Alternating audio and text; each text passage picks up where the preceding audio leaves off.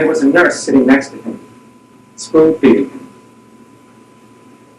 because he didn't have the strength to lift up his own arm. And I walked over to him, and he looked at me and said, "Jace, I'm dying, you know." And all I could think to say was, "I know."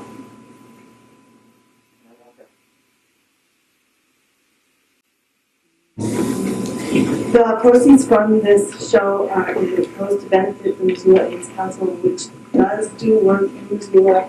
There are things of love, community that help. And thank you all for coming and sharing your energy and your bucks. The first piece we have tonight, we're lucky enough to have Jace Laakso, who's a local entrepreneur, the owner of Crystal Theater and Film, which I'm sure most of you know really well. He's going to do a piece called Crutch.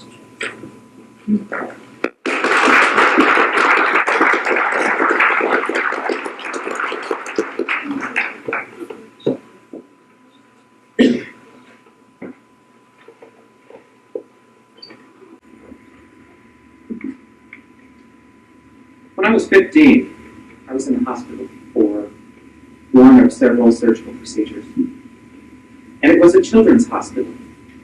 All the kids there had various disabilities. Some had muscular dystrophy, cerebral palsy, scoliosis, birth defects, polio.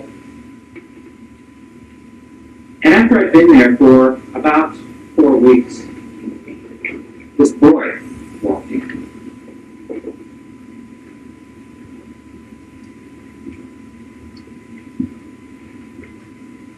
And I say he walked in, which was a bit unusual because most of us came there with some help. We either came in a wheelchair or on crutches, perhaps on a stretcher, some with a brace. And Jeff walked in. And I liked him right off. He was personable, and we shared the same birthday. It seems that Jeff was quite athletic. He was the star of his junior high school basketball team. And one day, during practice, he fell. And nobody could figure out why. And so he went through a battery of tests and visits to doctors. And finally, they figured out that he had cancer right here. And he had come to the hospital to have his leg taken off. And that wasn't all that much of a shock to us in the ward, because most of us had had some sort of disability for as long as we could remember, from perhaps birth or infancy. But I think Jeff had a harder time with it, because at 13, he was just getting a disability.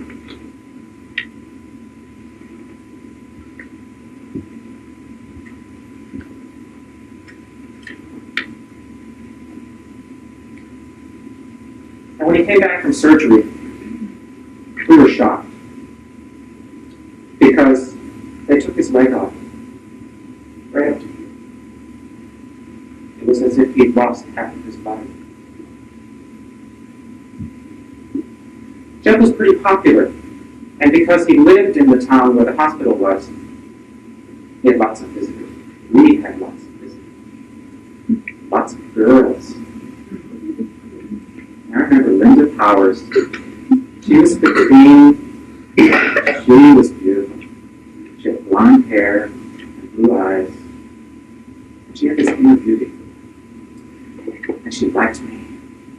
And we'd sneak off down the corridor, around the corner, by the elevator where the nurses couldn't see us from the little nurses' station, eyeball mirror, and we'd kiss.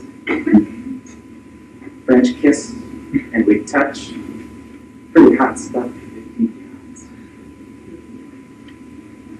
And along about this time, Jeff started to get around a little bit on crutches. And in fact, he started to learn some interesting ways of walking on crutches.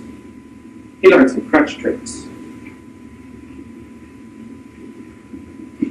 Now there are several ways of walking with crutches. There's the swinging gait.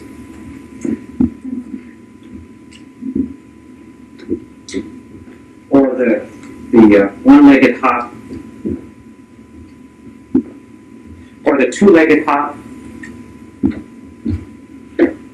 But Jeff, because he was so athletic, learned a couple of interesting ways that he taught me. The first one was the no-legged walk.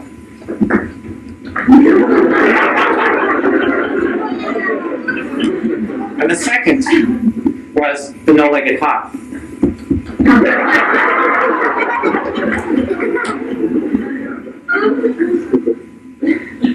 He could always do it better than I could.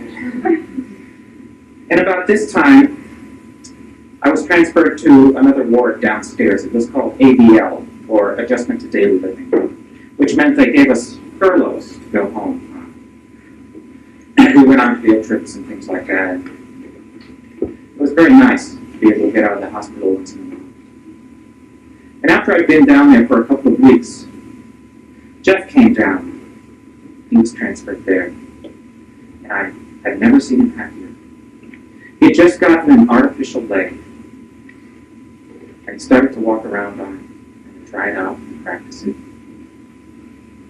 And on the day that I was leaving, the very morning that I was leaving, he was walking down the corridor, and as it got to the end of the corridor, to turn around, he fell. And he had this funny look on his face. And I didn't think much of it because I was too excited, because I was going home that day. And I went home, and after I'd been home for several more weeks, perhaps a month, I was finally getting around quite well, still with crutches. And I had to go back to the hospital for a checkup. And while I was there, I recognized one of the nurses, and she asked me if I was going back upstairs to see the old gang. And I said, yeah. And she said, well, stop in and see Jeff. He's back upstairs. And when I got upstairs, and I walked into the room, my old room, I looked in and I saw him. He was in my old bed. And he was emaciated.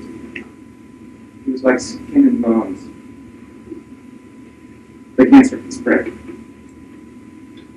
And there was a nurse sitting next to him, spoon-feeding him. Because he didn't have the strength to lift up his own arm. And I walked over to him and looked at me and said, Jace, I'm dying, you know. And all I could think to say was, I know. And I walked out.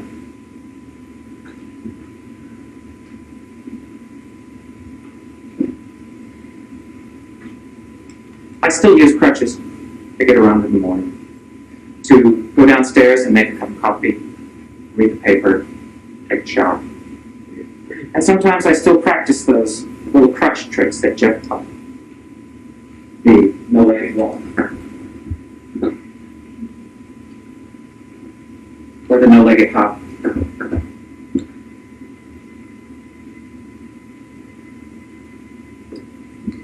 And after all these years, I finally figured out what to say to Jeff. Jeff, I'm sorry. And goodbye.